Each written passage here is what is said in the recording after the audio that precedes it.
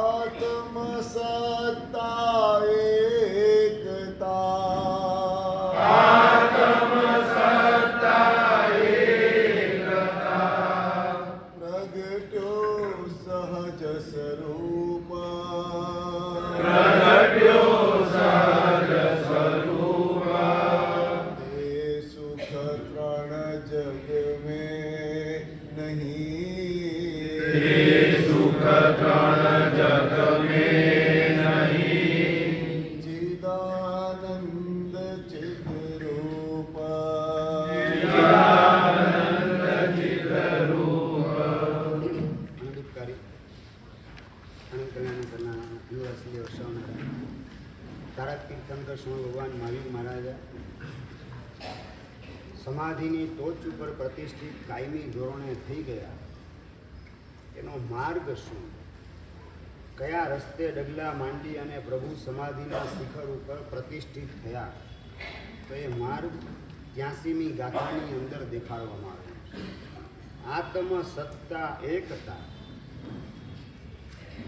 આત્મા એ વસ્તુ છે જ્યાં અનંતા ગુણોનો વસવાટ થાય, અનંતા વિશુદ્ધ પર્યાય એનો જ્યાં વસવાટ થાય એને વસ્તુ કહેવામાં આવે. વસ્તુ ગતે જે વસ્તુ વિચારે. આનંદગંજી મહારાજના સ્તવનમાં પણ અવારનવાર આ વસ્તુ શબ્દનો ઉલ્લેખ આવતો હોય છે. વસ્તુ એટલે કે વસવાટ, જ્યાં અનંતા ગુણો વસવાટ કરે છે એવી આત્મા નામની ચીજ, આત્મા નામની વસ્તુ. અને વસ્તુ સત્તા એકતા. સત્તા એટલે કે અસ્તિત્વ, આત્માનું અસ્તિત્વ અત્યારે કેવું છે તો કે અનેક સ્વરૂપની અંદર વિભાજિત થયેલું છે, જેને શાસ્ત્રકાર ઔપાધિક સ્વરૂપ રૂપે, વ્યવહારિક સ્વરૂપ અને સ્વાભાવિક સ્વરૂપ એ રીતે 3 શબ્દથી દર્શાવે છે. મતલબ કે આત્મા એક હોવા છતાં અનેક સ્વરૂપે વિભાજિત થયેલો છે. અખંડ આત્મા એ ખંડ ખંડ સ્વરૂપે જણાઈ રહેલો છે વર્તમાન કાળની અંદર.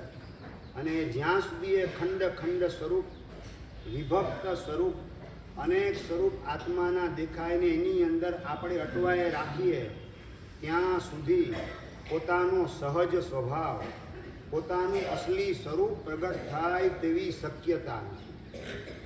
એ અનેક સ્વરૂપ એકતાની અંદર ગોઠવાઈ જાય, એક અભેદ આત્માની અંદર સમાઈ જાય.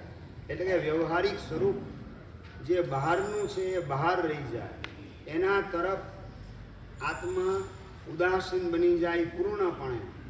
અને ઔપાધિક સ્વરૂપ રાગ દ્વેષ વગેરે વિભાવ પરિણામો ઊભા થઈ રાખે છે, શુભાશુભ ભાવો ઊભા થઈ રાખે છે. એ શુભાશુભ ભાવોના વિકલ્પો એ પણ બધા સમી જાય. ત્યાંથી પણ પોતાની દ્રષ્ટિને ખસેડી, પોતાની જે કંઈ ભૂલો છે એને સુધારી અને આત્મા પોતાના અસલી સ્વરૂપ તરફ મીટ માંડવાનું કામ કરે. એટલે કે હું તો માત્ર ચૈતન્ય સ્વરૂપ છું, માત્ર સહજ ચેતના એની અંદર જ મારે સ્થિર થવાનું છે. આ સહજ ચેતના, રાગ દ્વેષ વગેરેથી વિકૃત થયેલી ચેતના નહીં. અનાદિકાળથી આપણે આપણા વિકૃત સ્વભાવમાં, એટલે વિકૃત થયેલી ચેતના, રાગ દ્વેષમય એવી ચેતના, એની અંદર આપણે જોડાઈએ છીએ, એમાં આપણે તન્મય થઈ જઈએ છીએ, એમાં જ આપણે તણાએ રાખીએ છીએ. એના કારણે આત્માનું અસલ સ્વરૂપ એ પ્રગટ થઈ શકતું નથી. એટલે આત્મ સત્તા એકતા પ્રગટ્યો સહજ સ્વરૂપ. જ્યારે આત્માનું અસ્તિત્વ એકતાને ધારણ કરશે, એટલે કે વિભાવ સ્વરૂપ, ઔપાધિક સ્વરૂપ અને વ્યવહારિક સ્વરૂપ એ બધું જ્યારે શાંત બની જાય, એના તરફથી નજર ખસી જાય અને પોતાનું જ્ઞાન આનંદમય સ્વરૂપ, જ્ઞાતા દ્રષ્ટા સ્વરૂપ, પોતાનું શુદ્ધ ચૈતન્ય સ્વરૂપ એની અંદર જ્યારે સ્થિર થાય સાધક, ત્યારે ઓટોમેટિક પોતાનો સહજ સ્વભાવ એ પ્રગટ થવા માંડે. પણ એના માટે આ એકતા શબ્દ બહુ મહત્વપૂર્ણ છે. આપણે અનેકતામાંથી એકતામાં આવવાનો પ્રયત્ન કરવાનો છે. આ 3 પ્રકારના સ્વરૂપની અપેક્ષાએ વાત કરી તો શાસ્ત્રકાર બીજા એંગલથી એમ પણ દર્શાવે છે કે અખંડ આત્મ વસ્તુ એ દ્રવ્ય ગુણ અને પર્યાય સ્વરૂપે વિભક્ત થયેલ છે. દ્રવ્ય ગુણ પર્યાય રૂપે આત્માની ઓળખાણ કરાવવામાં આવે છે કે દ્રવ્ય એટલે કે શાશ્વત એવું આત્મ તત્વ, ત્રિકાલ એક રૂપ એવું જે ચેતન તત્વ, એનું નામ છે આત્મ દ્રવ્ય. અને નંબર 2 ગુણ એટલે કે જ્ઞાન, દર્શન, ચારિત્ર, સુખ, આ બધા શું છે તો કે આત્માના ગુણ છે. અને પર્યાય એટલે કે વર્તમાનની પ્રગટ અવસ્થા. અત્યારે હું સંસારી સ્વરૂપે છું, અત્યારે હું પંચેન્દ્રિય સ્વરૂપે છું, અત્યારે હું મનુષ્ય સ્વરૂપે છું, અત્યારે હું પુરુષ કે સ્ત્રી સ્વરૂપે છું. આ બધું શું છે તો કે પર્યાય છે. એ પર્યાય એટલે વર્તમાન અવસ્થા. અને એ વર્તમાન અવસ્થા જ્યારે આત્માની સાથે એકરૂપ થાય, દ્રવ્યની સાથે એકરૂપતા આવે, ગુણ અને પર્યાય જ્યાં સુધી દ્રવ્યમાં ભળવા તૈયાર ન થાય, ત્યાં સુધી આત્મા એ પોતાના વિભક્ત સ્વરૂપની અંદર અટવાયેલો રહે તેવી પૂર્ણ સંભાવના છે. એટલે વિભક્ત સ્વરૂપમાં અટવાવું ન હોય તો આપણા ગુણ એ પણ દ્રવ્યમાં સમાય અને આપણા પર્યાય પણ દ્રવ્યમાં સમાય. હમણાં જે વાત કરી સંસારી અવસ્થા, મનુષ્ય, પુરુષ અવસ્થા, સ્ત્રી અવસ્થા, એ બધા શું છે તો કે દેહના પર્યાય, દેહની અવસ્થા છે. અને વ્યવહારિક સ્વરૂપ આત્માનું શું તો કે હું દેહ છું, હું મનુષ્ય છું, આ પ્રકારનો પોતાને જે ભ્રાંત અનુભવ થાય છે, જે પોતાનું વ્યવહારિક સ્વરૂપ છે. એટલે આ બધા વ્યવહારિક પર્યાયો પોતાના કહેવાય, ઉપચારથી કહેવાય. પોતાના આત્મામાં પ્રગટ થતા પર્યાય કયા તો કે રાગ, દ્વેષ, મોહની અવસ્થા એ આત્માના પર્યાય છે. આત્માની અવસ્થા જેમાં કેવી છે, એ મલિન અવસ્થા છે, અશુદ્ધ અવસ્થા છે. એ અશુદ્ધ અવસ્થાની અંદર પણ આપણે અટવાવાનું નથી, કારણ કે અશુદ્ધ અવસ્થાનો આત્મા સ્વીકાર નથી કરતો.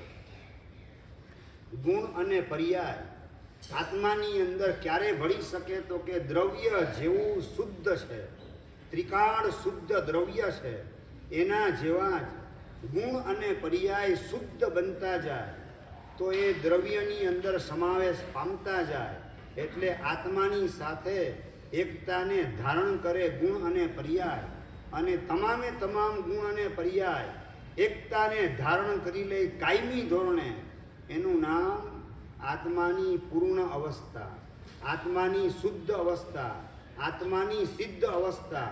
અનંતા સિદ્ધોના પરિવારની અંદર આત્મા સામેલ થઈ જાય.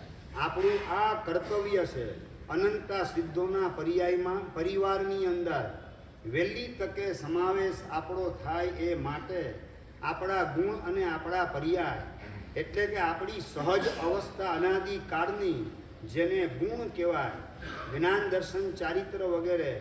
અને નંબર 2 પર્યાય એટલે આપણી પ્રગટ અવસ્થા, રાગ, દ્વેષ, મોહ વગેરે સ્વરૂપે અથવા પહેલું, બીજું, ત્રીજું, ચોથું, પાંચમું, છઠ્ઠું, સાતમું ગુણસ્થાનક વગેરે પણ આત્માના પર્યાય છે.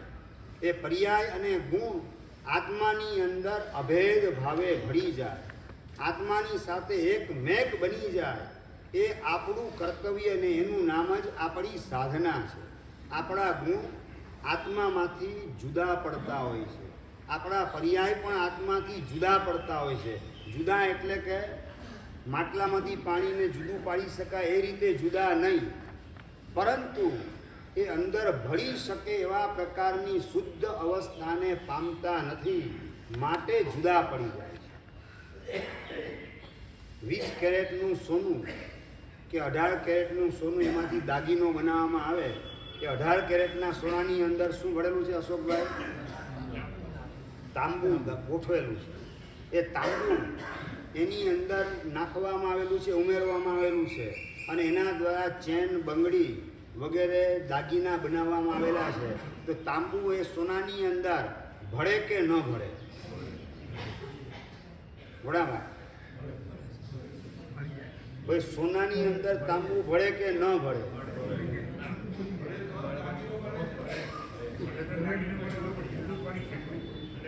જો ભળે તો જ દાગીનો બને, એનું નામ વ્યવહાર સત્ય.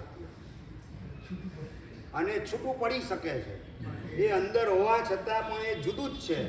એ જુદા પડવાની કળા તમારી ને મારી પાસે નથી, એ કળા સોનીની પાસે છે. એટલે સોનીને તમે આપો 18 કેરેટનું સોનું, એટલે એમાંથી તાંબુ જુદું તારવીને આપે. આ સોનું ને આ તાંબુ છે, આ કલઈ છે, આ અશુદ્ધિ છે, આ ભેળ છે, આ અંદર ભળી ગયેલો ઉપાધિરૂપ માલ છે, આ વધારાની ચીજ છે. એ સોની પાસે જુદા પાડવાની કળા છે. એમ સમ્યક દ્રષ્ટિ આત્મા આ જ કાર્ય કરતો. આત્માની અંદર જે ભળી શકે તેમ નથી એવા અશુદ્ધ ગુણ અને અશુદ્ધ પર્યાય, એને જુદા પાડવાનું કામ. એટલે આ મારી ચીજ નથી, એ રૂપે હું પરિણમેલો છું, એ મારી નબળાઈ છે. સોનું અત્યારે 18 કેરેટનું છે, એટલે અમુક પ્રમાણની અંદર તાંબુ એની અંદર ભેળવવામાં આવેલું છે, અને એક મેપ બની ગયેલું દેખાય છે. વાસ્તવમાં સોનું એ તાંબુ નથી થતું, અને તાંબુ એ સોનું નથી થતું. માટે પ્રોસેસ દ્વારા એને સોની જુદા પાડવાનું કામ કરી શકે છે. સોનાની અંદર તાંબુ ઉમેર્યા પછી એ તાંબુ જો સોના રૂપે કન્વર્ટ થઈ જતું હોય તો કઈ રીતે એને પ્રોસેસ દ્વારા તાંબુ જુદું પાડી શકાય? પણ જુદું પાડી શકાય છે એનો મતલબ કે અંદર સાથે હોવા છતાં પણ અંદર છે તો જુદું જ. એમ અશુદ્ધ ગુણ અને અશુદ્ધ પર્યાયો આત્માની સાથે એકમેક થયેલા છે, એ વ્યવહાર સત્ય છે. અને એકમેક હોવા છતાં પણ છે કેવા હિરેનભાઈ? જુદા છે. એ જુદા છે માટે જુદા પડી શકે છે. અને જુદા પડવાની પ્રોસેસ જેટલી ફાસ્ટ કરીએ એટલું શુદ્ધ, આપણું શુદ્ધ સ્વરૂપ એટલે સિદ્ધ સ્વરૂપ એ પ્રગટ થયાની વિના રહે નહીં. એટલે સિદ્ધ સ્વરૂપને પ્રગટ કરવા માટે અશુદ્ધ ગુણ અને અશુદ્ધ પર્યાય એને આપણે આપણામાંથી જુદા પાડતા જઈએ. ભાઈ, જુદા પાડવાનું ફિઝિકલી શક્ય નથી, જુદા પાડવાનું અભિપ્રાયની અંદર શક્ય છે. આપણા અભિપ્રાયની અંદર આ મારી ચીજ નથી, આ રાગ, દ્વેષ, મોહ એ મારું અસલી સ્વરૂપ નથી, એ ઉપાધિ છે, એ મારા માટે બોજો છે, મારા માટે આ બંધન છે. આમાંથી છૂટી અને મારું વિતરાગી સ્વરૂપ એની અંદર મારે સ્થિર થવાનું છે. મારી ઓરિજિનાલિટી વિતરાગતા છે. રાગ એ મારી ઓરિજિનાલિટી નથી. મારી નબળાઈના કારણે ચારિત્ર મોહના ઉદયથી ઉત્પન્ન થયેલા રાગ વગેરે પરિણામ રૂપે હું પરિણમવા માંડું છું. આ મારા માટે બોજો છે, મારા માટે આ બંધન છે. એમાં મારે તન્મય થવું નથી. એ રીતે અભિપ્રાયની અંદર રાગને જુદો પાડવાનું કામ સાધક કરે રાખે, અને સાથે સાથે રાગ એ મારું જ વર્તમાન સ્વરૂપ છે એમ સ્વીકાર હોય તો જ એને શુદ્ધ કરવાનો પ્રયત્ન થાય. 18 કેરેટનું સોનું છે, એને આ 24 કેરેટનું શુદ્ધ સોનું છે એવું માને સોની, તો એને પ્યોર કરવાની પ્રોસેસની અંદર જોડાશે કેટલો? બિલકુલ શક્યતા નહીં. 24 કેરેટનું માને છે તો એ સોનાને પ્યોર કરવાનો પ્રયત્ન નહીં કરે, કારણ કે 24 કેરેટનું તો છે જ.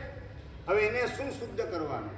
એમ હું શુદ્ધ આત્મા છું એવું જો માની લીધું, આપણે આપણા પર્યાયમાં એનું આરોપણ કરી લીધું, આપણી વર્તમાન પ્રગટ અવસ્થામાં હું શુદ્ધ આત્મા છું એવો સ્વીકાર કરી લીધો, તો શુદ્ધ આત્માને કરવા માટે જે પ્રોસેસ છે, સાધના છે, એ બધી અટકી પડશે. એ માટેનો ઉત્સાહ ભીતરમાં જાગૃત નહીં થાય. આત્મા શુદ્ધ છે એટલે કે સ્વભાવની દ્રષ્ટિએ આત્મા શુદ્ધ છે, એ વાત 100% સાચી છે, ખોટી નથી. દ્રવ્યની અપેક્ષાએ, દ્રવ્ય સ્વભાવની અપેક્ષાએ આત્મા શુદ્ધ છે, પણ એનો દુરુપયોગ, એનો ઉપયોગ જે છે ખોટો છે. કારણ કે અત્યારે પ્રગટ શું છે? પર્યાય પ્રગટ છે. દ્રવ્ય હજી અજ્ઞાનીને પ્રગટ થયેલું નથી. જ્યાં સુધી ગ્રંથિ ભેદ ન થાય, ચોથા ગુણસ્થાનકની સ્પર્શના ન થાય, ત્યાં સુધી પોતાનું શુદ્ધ સ્વરૂપ પોતાને પ્રગટ થયેલું નથી. પોતાને અનંતાનુબંધી રાગ, દ્વેષ વગેરે અશુદ્ધ પર્યાયો, મિથ્યાત્વના પરિણમનની અંદર જોડાવાની તત્પરતા, આ બધું હોવાના કારણે પોતાના પર્યાય અશુદ્ધ છે. અને અશુદ્ધ પર્યાયની અંદર હું પણ અનુભવાય છે, અને હું શુદ્ધાત્મા છું એવું બોલવામાં આવેનો મતલબ પોતાના વર્તમાન પ્રગટ પર્યાયમાં શુદ્ધ આત્માનો આરોપ કરી દીધો, એટલે મોક્ષ માર્ગનો પુરુષાર્થ પોતાનો છેદાઈ જાય. સંસાર ન છેદાય, પણ મોક્ષ પુરુષાર્થ છેદાવા માંડે. મોક્ષ પુરુષાર્થ છૂટી જાય, અટકી જાય, આત્મા આગળ વધી શકે નહીં. એટલે પર્યાયની અંદર અશુદ્ધિ છે, મારામાં જ છે. મને જ રાગ રૂપે પરિણમવું પસંદ હતું, માટે જ મીઠાઈના દર્શને હું રાગ રૂપે, લાલસા રૂપે પરિણમી ગયો. મને આ જોઈએ, આ ખાવું જ છે, આ પ્રકારના સંકલ્પ વિકલ્પમાં હું અટવાઈ ગયો. મને કામ રાગ રૂપે પરિણમવું પસંદ હતું, માટે જ વિજાતીયના દર્શને વાસના રૂપે, કામ રાગ રૂપે હું રંગાઈ ગયો. એ રૂપે હું પરિણમી ગયો. એ પરિણમન મારું પોતાનું છે, પણ એ મારા માટે બોજારૂપ છે. એ રૂપે હવે મારે પરિણમવું નથી. હું પણ આત્મા છું, અને સામે સ્ત્રી દેખાય છે એ પણ આત્મા છે. એ આત્મા છે, પરમાત્મા થવાને લાયક છે. એમનું પરમાત્મા સ્વરૂપ વહેલી તકે પ્રગટ થાવ. આવા દર્શન જંબુ કુમાર કરતા હતા 8 પત્નીની અંદર. માટે જ લગ્નની પ્રથમ રાતે પણ એમની સાથે જ્ઞાન ગર્ભિત વૈરાગ્યની વાણીની અંદર વાર્તાલાપ કરતા કરતા 8 પત્નીના અંતરમાં વૈરાગ્યના દીવડા પ્રગટાવવાનો પુરુષાર્થ એ સફળ રૂપે કરી શક્યા. કારણ કે એને ખોડિયા રૂપે નહીં, સ્ત્રીના શરીર રૂપે નહીં, પોતાની વાસના પૂર્તિના રમકડા તરીકે નહીં, સાધન તરીકે નહીં, એ આત્મા છે, પરમાત્મા થવાને લાયક છે. અને એમનું પરમાત્મા સ્વરૂપ વહેલી તકે પ્રગટ થાવ, એમાં મારે વિક્ષેપ રૂપ બનવું નથી. આવા પ્રકારની સાવધાની જંબુ કુમારના અંતરમાં છવાયેલી હતી. માટે વૈરાગ્ય વાણીથી પોતાની 8 પત્નીને પ્રતિબોધ કરે. 500 ચોર પ્રભવ વગેરે એને પણ પ્રતિબોધ કરે. એ ચોર ચોર દેખાતા નથી, ચોર એ પર્યાય છે, એ આત્મા છે. તો એ દ્રષ્ટિ દ્રવ્ય તરફ ગઈ અને પરમાત્મા બનવાને લાયક છે. અને એનું પરમાત્મા સ્વરૂપ વહેલી તકે પ્રગટ થાવ, એ પોતે ભાવના કરે છે. આ મંગલ મૈત્રી ભાવ નિશ્ચય નહીંનો. આ નિશ્ચયથી સર્વ જીવો પરમાત્મા સ્વરૂપ છે. પોતાનું પરમાત્મા સ્વરૂપ વહેલી તકે સૌ પ્રગટ કરો. પોતાના પરમાત્મા સ્વરૂપનો આસ્વાદ માણવાનું કામ કરો, અને પોતાના પરમાત્મા સ્વરૂપની અંદર કાયમી ધોરણે પ્રતિષ્ઠિત થઈ જાઓ. સિદ્ધોના પરિવારમાં સામેલ થવા દ્વારા આ રીતે મંગલ મૈત્રી ભાવ 500 ચોર પ્રત્યે અને 8 પત્ની પ્રત્યે પોતાના હૃદયની અંદર સ્થિર કરેલ છે. માટે 500 ચોરને અને 8 પત્નીને લગ્નની પ્રથમ રાતે પ્રતિબોધ કરવાનું કામ જંબુ કુમાર કરી શકે છે. હું પુરુષ છું તો સામે સ્ત્રી તરીકે દેખાશે, વાસના પૂર્તિના સાધન તરીકે દેખાશે, એની સાથે નબળો વ્યવહાર, પશુ ચેષ્ટા વગેરે થતા વાર લાગશે નહીં. એના બદલે હું આત્મા છું, એ પણ આત્મા છે, તો વિકાર ઉત્પન્ન થાય ક્યાં? દેહ દ્રષ્ટિ છે, દેહ ભાવ છે, દેહાધ્યાસ છે, ત્યાં સુધી આ કામરાગના તોફાન એની અંદર તણાવવાનું શક્ય બને. જ્યાં આત્મભાવ પ્રગટ થયો, પોતાને આત્મા રૂપે જુએ, સામેના પાત્રને પણ આત્મા રૂપે જુએ અને એના મંગલની કામના, એના દ્વારા પોતાનો સ્વાર્થ સાધી લેવો છે, એવા પ્રકારનું કોઈ તુચ્છ વલણ, મલિન પરિણામ પોતાના અંતઃકરણને બિલકુલ સ્પર્શે નહીં. એને છેતરવાનો ભાવ, પોતાની વાસના એના દ્વારા પોષી લેવાનો પરિણામ, આવા કોઈ મલિન ભાવની અંદર જંબુ કુમાર અટવાતા નથી. માટે જ આત્મભાવનાને બળવાન બનાવતા બનાવતા એમનું પરમાત્મા સ્વરૂપ પ્રગટ થાવ, એમાં મારે વિક્ષેપરૂપ અવરોધ કરવા સ્વરૂપ એની અંદર વિલંબ કરનાર પરિબળ તરીકેનો પાર્ટ ભજવવો નથી. આવા પ્રકારની જાગૃતિએ ટકાવી શક્યા. માટે કામરાગના તોફાનને પેદા કરે તેવા બળવાન નિમિત્તની વચ્ચે ગોઠવાયેલ હોવા છતાં પણ પોતાના પરમ નિર્વિકાર સ્વરૂપનો અનુભવ કરવાની અંદર પોતે લીન થઈ શક્યા અને આઠેય પત્નીને પ્રતિબોધ કરવાનું કામ કરી શક્યા. એટલે કામ રાગ રૂપે હું પરિણમું છું. જંબુ કુમાર પરિણમ્યા નહીં ને હું પરિણમું છું, તો એ મારી નબળાઈ છે. આઠ સ્વરૂપમાન પત્નીઓ સામેથી ઓફર કરે, એને પણ ઠુકરાવી શકે, કામ રાગ રૂપે પરિણમી ન શકે એવું પોતાનું વ્યક્તિત્વ પ્રગટ કરવાનું કામ, એવો પુરુષાર્થ જંબુ કુમારે કર્યો.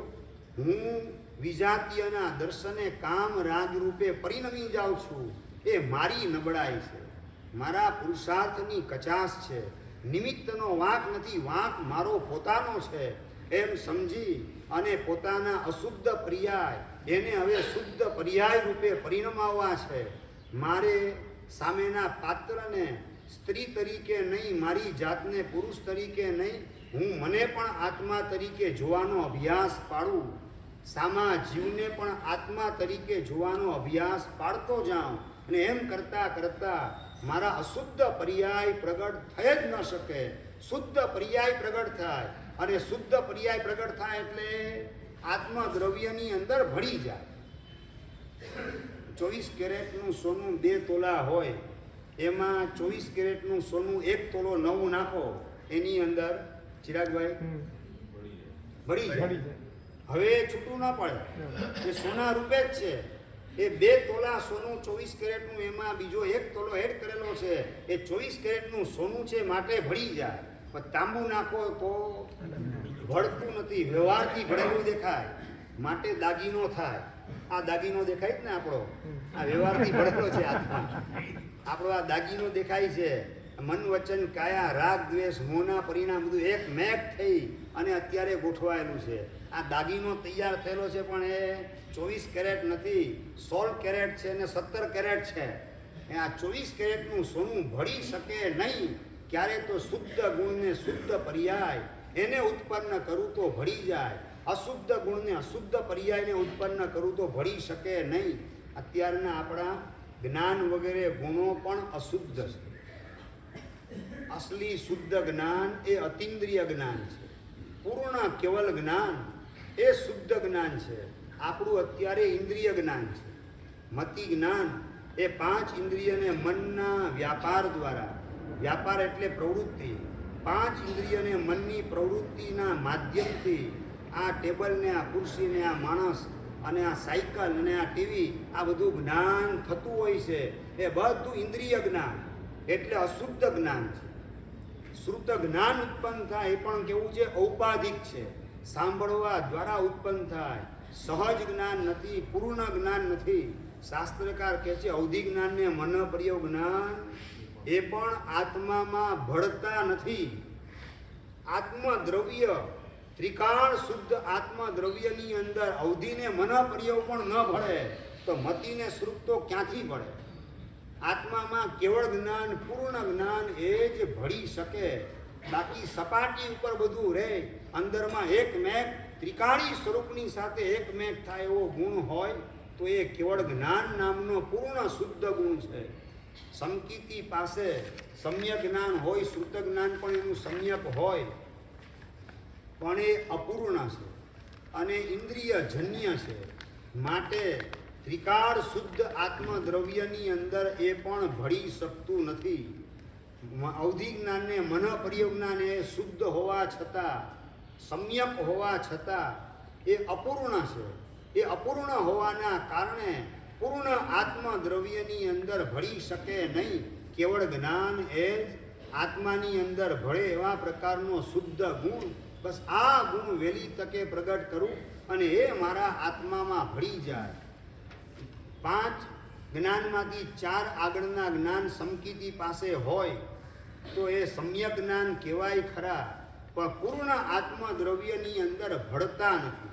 સાધુની પાસે મન પર્યવ જ્ઞાન હોય એ સમ્યક જ્ઞાન 100% છે, અશુદ્ધ મિથ્યા જ્ઞાન નથી, પણ એ અપૂર્ણ જ્ઞાન છે. પૂર્ણ જ્ઞાન તો કેવળ જ્ઞાન છે અને પૂર્ણ દ્રવ્યની અંદર પૂર્ણ ગુણનો સમાવેશ થાય છે. એ પૂર્ણ ગુણ મારું કેવળ જ્ઞાન નામનો ગુણ વહેલી તકે પ્રગટ કરું કે જે મારા આત્મામાં ભળી જાય. આત્મ સત્તા એકતા, આત્માના અસ્તિત્વની સાથે એક મેક બની જાય એવા પ્રકારનો કેવળ જ્ઞાન નામનો ગુણ પ્રગટાવું અને આગળ વધીને કેવળ દર્શન એને પ્રગટ કરું. ચક્ષુ દર્શન, અચક્ષુ દર્શન વગેરે અધૂરા અને અશુદ્ધ ગુણો આત્માની અંદર ભળતા નથી. કેવળ દર્શન એ શુદ્ધ ગુણ આત્માની અંદર ભળી શકે. વર્તમાન કાળના સરાગ ચારિત્ર એ પણ અશુદ્ધ ચારિત્ર અને અપૂર્ણ ચારિત્ર છે. વર્તમાન કાળનું સામાયિક છેદોપસ્થાપનીય અને ચોથા આરામાં પર્યાળ વિશુદ્ધિ અને સૂક્ષ્મ સંપ્રાય ચારિત્ર જે હતા એ 4 ચારિત્ર એ અશુદ્ધ અને અપૂર્ણ છે. પૂર્ણ શુદ્ધ ચારિત્ર તો યથાખ્યાત ચારિત્ર 11, 12, 13, 14માં ગુણસ્થાનકે પૂર્ણ વિતરાગ દશા, પ્રગટ વિતરાગ દશા સ્વરૂપ ચારિત્ર એ યથાખ્યાત ચારિત્ર એ શુદ્ધ ગુણ નીચલી અવસ્થાની અંદર સામાયિક છેદોપસ્થાપનીય વર્તમાન કાળના ચારિત્ર અને પહેલાના કાળમાં સૂક્ષ્મ સંપ્રાયને પર્યાળ વિશુદ્ધિ ચારિત્ર પણ આવતા હતા, પણ એ બધા કેવા છે? સરાગ ચારિત્ર છે, રાગયુક્ત ચારિત્ર છે. એ રાગયુક્ત ચારિત્ર એ પણ આત્મામાં ભળી શકે નહીં, એ પણ અશુદ્ધ ગુણ છે.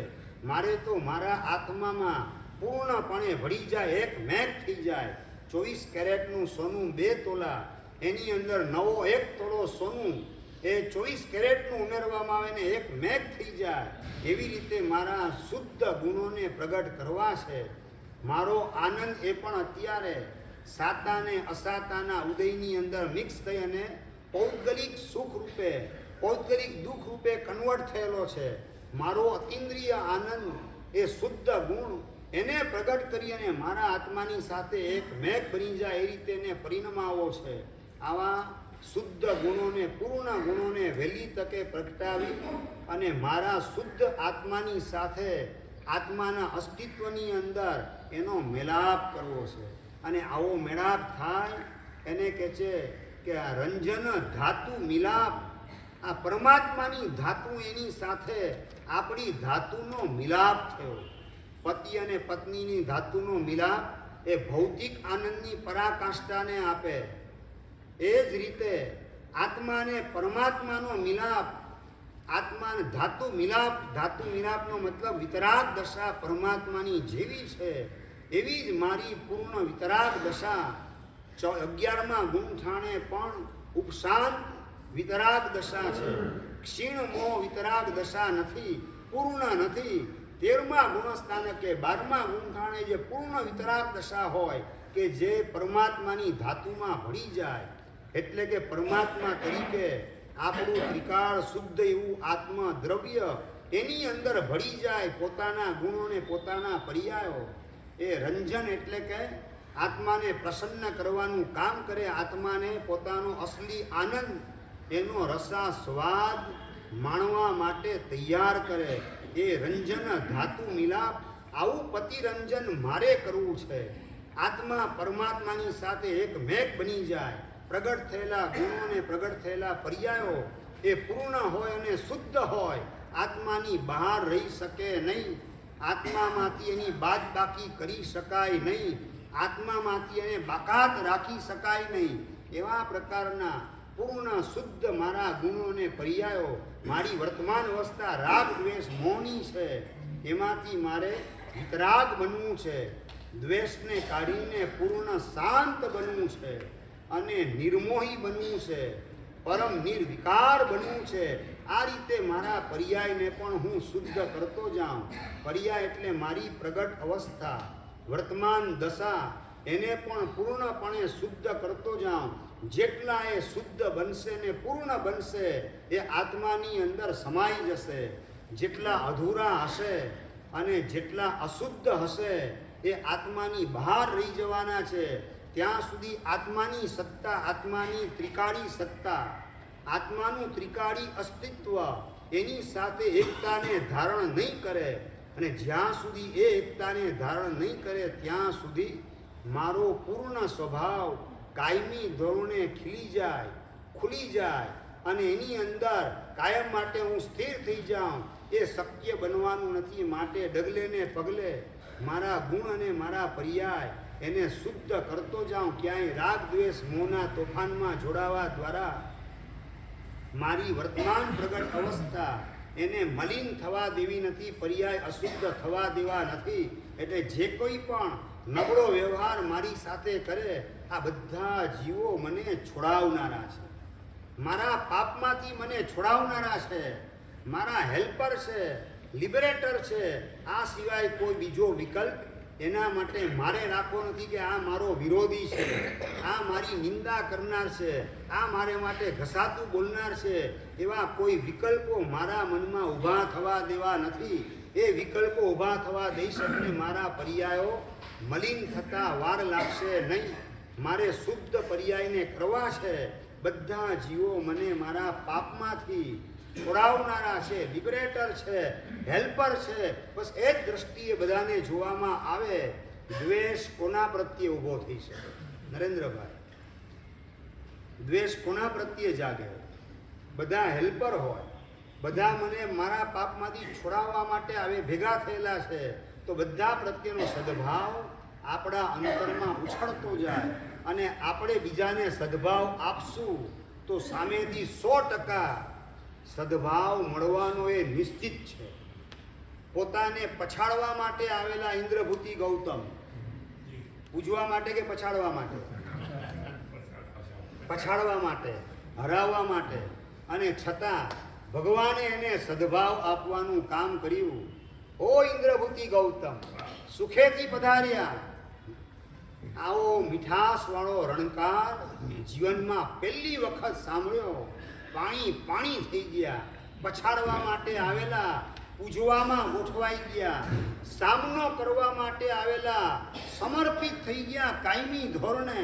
અને ભગવાને પોતાના પ્રથમ શિષ્ય, પ્રથમ ગણધર અને 50,000 કેવલજ્ઞાનીના ગુરુ એવી પોસ્ટ ઉપર એને પ્રતિષ્ઠિત કરી દીધા. સદભાવ તમે બીજાને આપો તો સદભાવ મળે. આપણે બીજાને અભાવને દુર્ભાવ આપીએ અને ઈચ્છા શેની કરીએ? બોલાવાય મને સદભાવ બધા આપે, બધા મને લાગણી પ્રેમને વાત્સલ્ય આપે એવી ઈચ્છા કરીએ અને આપણે બીજાને દુર્ભાવનો એસિડ છાંટવામાંથી ઊંચા જ ન આવીએ તો સદભાવ મળશે ક્યાંથી? આ ગણિતની ભાષા. ગણિત આપણને સમજાવે છે કે સદભાવ આપો તો સદભાવ તમને મળશે. અને જ્ઞાનની ભાષામાં કહું તો જ્ઞાન એમ કહે છે, સમ્યક જ્ઞાન એમ કહે છે કે મારે બધાને સદભાવ આપવો જોઈએ. એ મને શું આપે છે મારે જોવું નથી, મારે બધાને સદભાવ આપવો જોઈએ. આ શું કોણ કહે છે? તો કે આપણને આ જ્ઞાન સમજાવે છે. ગણિત કહે છે કે સદભાવ આપો તો સદભાવ મળે, ગણિતની ભાષા. મારે તમામ જીવોને સદભાવ જ આપવાનો હોય. આ જ્ઞાનની ભાષા, સમ્યક જ્ઞાનની ભાષા છે. અને એનાથી પણ ઊંચી આગળની ભાષા સામેવાળો ગમે એટલો દુર્ભાવનો એસિડ છાંટે તો પણ એના પ્રત્યે મારા અંતરમાંથી સદભાવ સિવાય બીજું કશું નીકળી જ ના શકે. આ કઈ દશા છે? તો કે પૂર્ણ વિતરાગ દશા એનો સ્વભાવ છે. વિતરાગ દશા શું આપે? તો કે દ્વેષને દુર્ભાવનો એસિડ છાંટનાર એને પણ માત્ર સદભાવ આપવાનું કામ એ પૂર્ણ વિતરાગતાની આ ભાષા છે. એ ભાષાનો પ્રયોગ શ્રવણ ભગવાન મહાવીર મહારાજા કરે છે. અને એના જ કારણે ઇન્દ્રભૂતિ ગૌતમ પૂર્ણપણે સમર્પિત થઈ ગયા.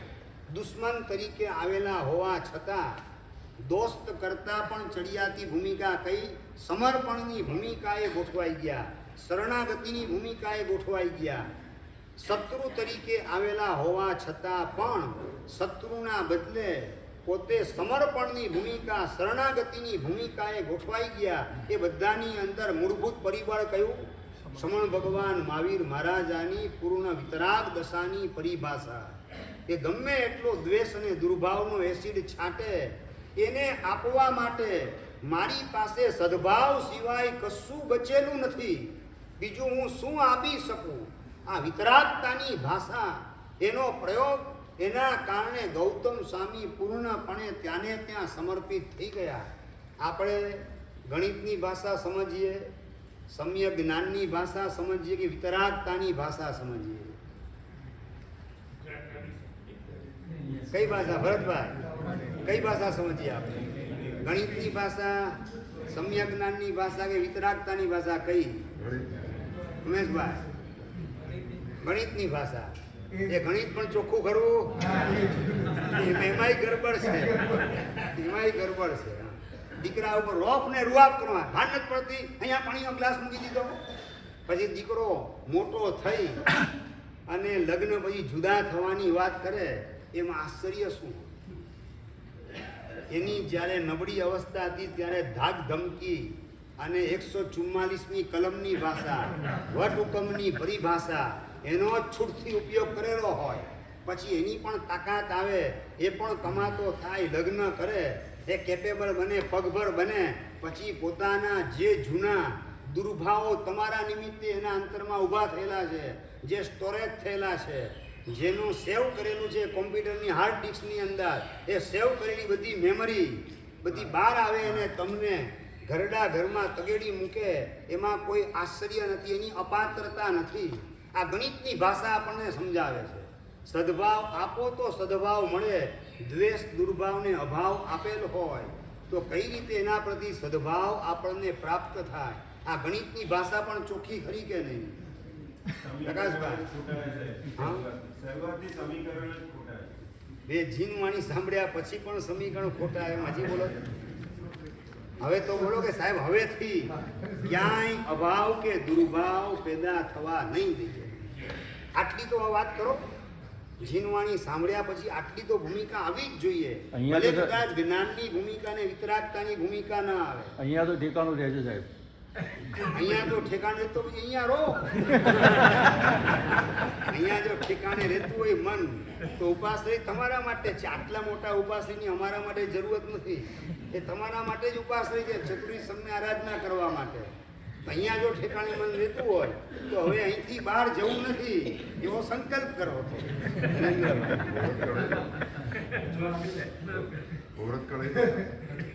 એ મુહૂર્ત એનું નહીં, આપણું પણ ભેગું કાઢવું એવો વિચાર આપણે કરીએ. કોઈના ઉપર ટોપી પહેરાવાનું આપણે કામ ન કરીએ.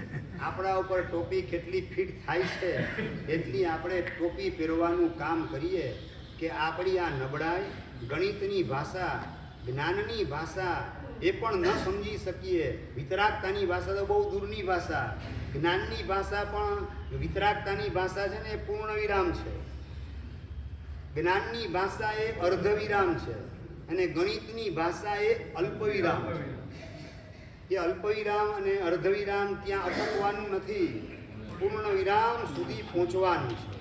આપણે અલ્પવિરામ ને અર્ધવિરામ સુધી પણ પહોંચ્યા કે કેમ એ પણ મોટો પ્રશ્નાર્થ આપણા જીવનમાં ગોઠવાય છે. જ્યાં ત્યાં સમજી રાખો, કદાચ આલ્સીશિયન ડોગ જે છે ને એને ખરીદીને લાવો ₹1,00,000 ₹1.5 લાખ અંદર, હિરેનભાઈ, એ ₹1,00,000થી કૂતરાને ખરીદી શકાય, પણ પૂંછડી પટપટાવવાનું કામ, હે પૂંછડી પટપટાવ, એ પટપટાવે એમ?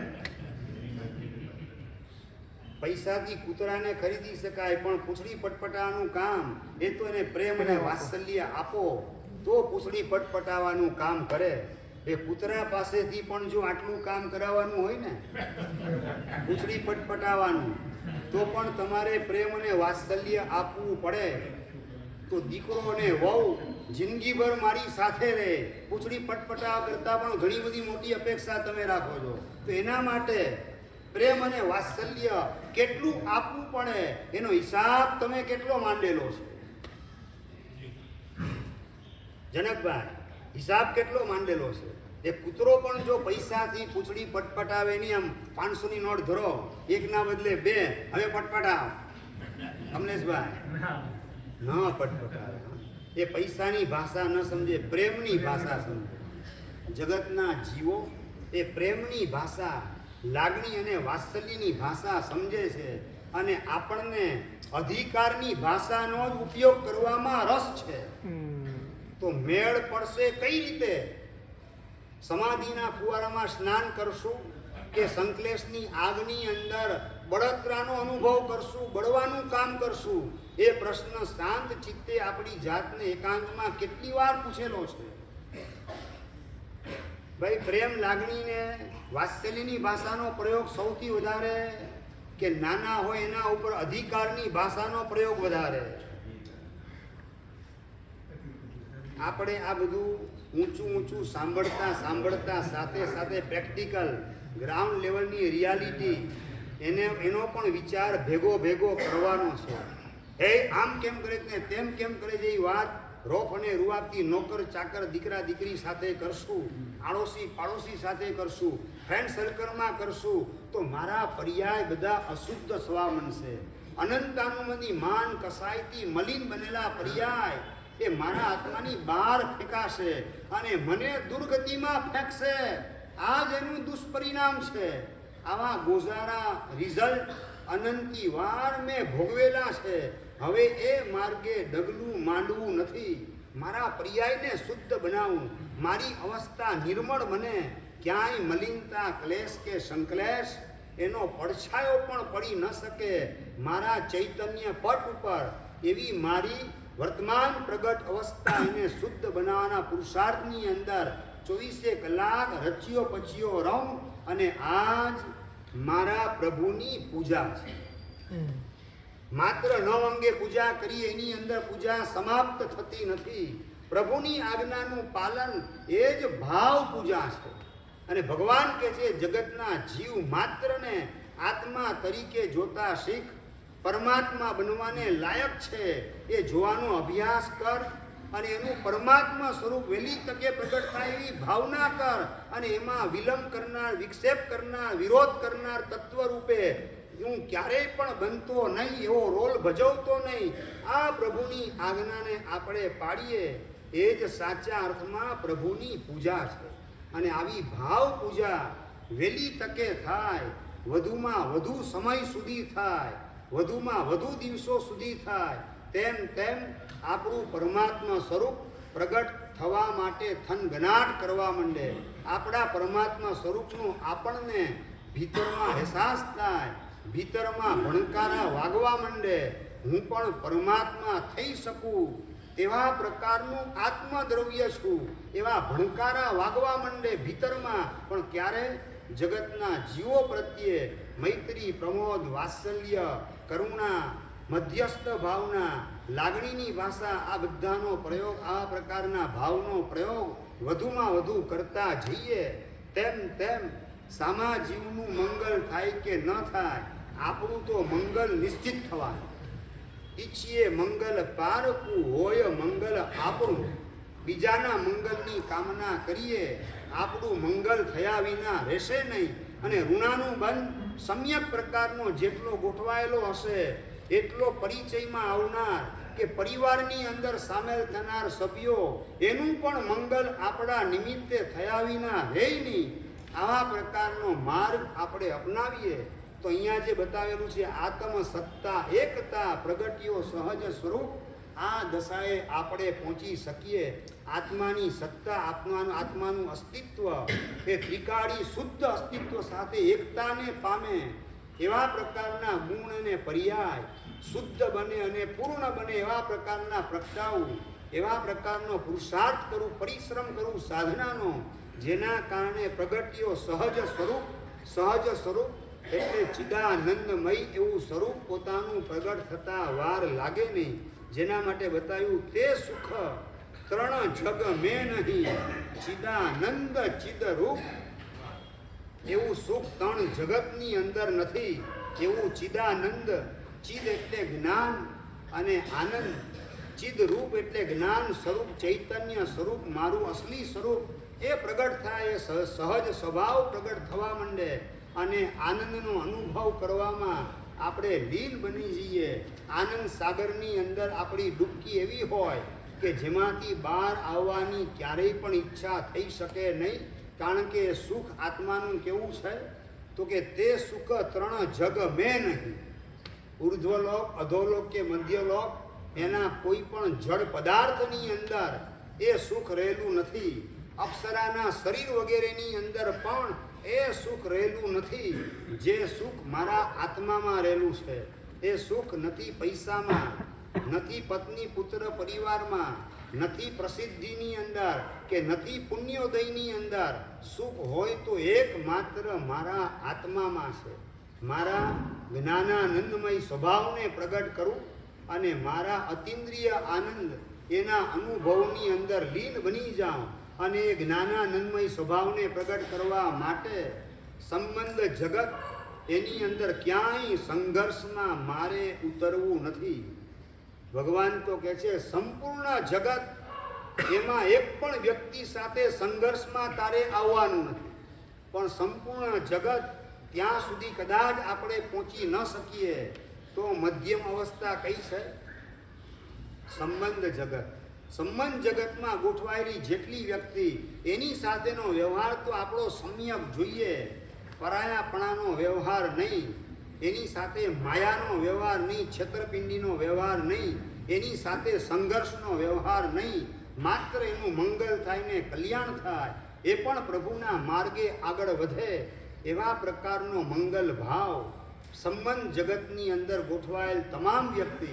સંબંધ જગત એટલે માત્ર લોહીનો સંબંધ જેની સાથે હોય એટલું નહીં, પણ જે પરિચયની અંદર આવે એ આડોશી પાડોશી ફ્રેન્ડ સર્કલ વગેરે તમારા પ્રત્યે સદભાવ ધરાવનાર વ્યક્તિ જે કોઈ પણ આવે, બધા સંબંધ જગતની અંદર એનો સમાવેશ થાય. કોઈની સાથે અથડામણની અંદર મારે આવવું નથી. સંબંધ જગતમાં જેટલા છે એ બધાને સાચવવા છે. કેટલા સંબંધ જગતમાં કેટલા તમારે પ્રકાશભાઈ? સંબંધ જગતમાં કેટલા? 5, 10, 15, 25, 50, 100 બહુ થઈ ગયું. 100 થી તો વધારે નથી. ના, રિયાલિટી વિચારો તો 100 પણ ના આવે. તો વાત મારે એ કરવી છે કે ખાલી 50 કે 100 ને સાચવવા જતા અનંત કાળનું સુખ એ જો સચવાઈ જતું હોય, પ્રાપ્ત થઈ જતું હોય તો સોદો બહુ સસ્તામાં છે, મોંઘો સોદો નથી. ભગવાને તો સોદો છે ને સંપૂર્ણ જગત એને સાચવવાનું કામ કરેલું. અનાર્ય દેશના જીવો એના પ્રત્યે પણ સદભાવ, એનો પણ મંગલ મૈત્રી ભાવ, એનું કલ્યાણ થાય એવી ભાવના, એનું હિત થાવ એના પ્રત્યેની કરુણા ભાવના આ જ અંતરમાં પ્રતિષ્ઠિત કરેલ સંપૂર્ણ જગતના તમામે તમામ જીવ એને સાચવવાનું પરાક્રમ પરમાત્માએ કર્યું. એમાંથી તીર્થંકરની પોસ્ટ ઉપર ગોઠવાયા. આપણે સંપૂર્ણ જગત ન સાચવી શકીએ કદાચ, પણ સંબંધ જગત પરિચિત વ્યક્તિ હોય એની સાથેના વ્યવહારને પણ જો આપણે સમ્યક રીતે સાચવીએ, તેની યથાર્થ મૂલવણી કરવાનું કામ કરીએ, સામેની વ્યક્તિને કિંમત અને કદર કરવાનું કામ કરીએ, એના માધ્યમથી પણ આ મૈત્રી ભાવનો સેતુ એકદમ સ્ટ્રોંગ બનતો જાય. જે તમારી યારે સારો વ્યવહાર કરે એની તો કદર તમે કરો જ ને. જયેશભાઈ 100%. એટલે તમે અમદાવાદથી મુંબઈ ગયા, શતાબ્દીમાં બેઠા, તમને હેમ ખેમ બોમ્બે સેન્ટ્રલ સ્ટેશને પહોંચાડવાનું કામ શતાબ્દીએ કર્યું. નીચે ઉતરીને ડ્રાઈવરને થેન્ક યુ કીધું કે ના? થેન્ક યુ કીધું ભાઈ? હા હા, 30 ડબ્બા ચાલુ. આપણે વાત આ જ છે. આપણા પગ નીચે રેલો આવે ને ત્યારે ખબર પડે કે આપણે કઈ જગ્યાએ ગોઠવાયેલા છીએ. ચાલો 30 ડબ્બા ચાલુ આપણે છોડી દો. બસની અંદર અહીંથી માનો કે સુરત ગયા, હેમ ખેમ તમને સુરત પહોંચાડવાનું, બસ સ્ટેશન સુધી પહોંચાડવાનું કામ કર્યું. નીચે ઉતરીને ડ્રાઈવર થેન્ક યુ કેવા ગયા કે ના ગયા? હિરેનભાઈ, હા, એની ફરજ. હા, એની ફરજ છે. તો તમારી ફરજ એમ કેમ રૂપે પહોંચાડ્યા, એને ધન્યવાદ આપવા માટે જાઉં. સંબંધ જગતમાં વ્યક્તિ આવેલી છે, એની સાથે મંગલ મૈત્રી ભાવનો સેતુ રચી દઉં. આવા પ્રકારની તમારી ખાનદાની એને દેખાડવાની ફરજ બિલકુલ નહીં. ભાઈ આ ફરજ યાદ આવે કે યાદ ના આવે? પૈસા તમે એને ક્યાં આપેલા છે? એ તો સરકાર એને આપે કે પ્રાઇવેટ બસ હોય તો એનો માલિકો એને પગાર રૂપે આપે છે. એ પગારમાં બધું આવી જાય. એવું જો આપણે માનતા હોઈએ તો ભગવાન પાસે કેવળ જ્ઞાન આપો ને ભગવાન મને મોક્ષ આપો ને ભગવાન મને સંકિત આપો ને ભગવાન મને ચારિત્ર આપો, આ બધું માગવાની જરૂરત છે? તમારી મહેનત મુજબ મળી જશે. ત્યાં માગવાની જરૂરત શી છે? ત્યાં અપેક્ષા કેટલી લઈને ભગવાન પાસે પહોંચો છો? અને જગતની વ્યક્તિ જે તમને હેમ ખેમ અહીંથી સુરત પહોંચો તો રસ્તામાં એક્સિડન્ટ થાય તેવી શક્યતા ખરી કે નહીં? બરાબર. છતાં બધી શક્યતાઓને ટાળી દે, ક્યાંય અથડામણમાં આવેની ગાડી એ રીતે હેમ ખેમ તમને સુરત પહોંચાડે, છતાં નીચે ઉતરીને તમને ફુરસત નથી ધન્યવાદ આપવા માટે.